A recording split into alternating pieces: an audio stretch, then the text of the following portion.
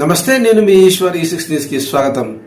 జాతీయ రహదారి విస్తరణలో భాగంగా ఇండ్ల స్థలాలు కోల్పోతున్న కంది గ్రామస్తులకు మానవతా దృక్పథంతో న్యాయం చేయాలని టీపీసీసీ వర్కింగ్ ప్రెసిడెంట్ జగ్గారెడ్డి అన్నారు.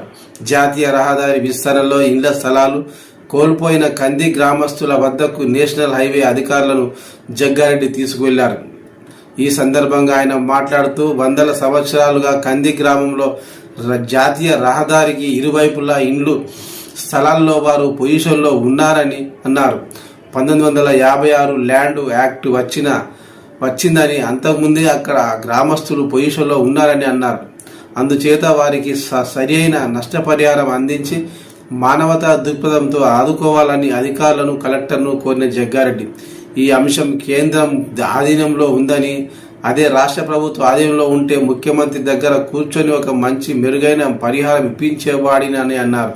ఇప్పటికైనా నష్టపోతున్న వారికి సరైన నష్టపరిహారం అందించి ఆదుకోవాలని డిమాండ్ చేశారు జగ్గారెడ్డి.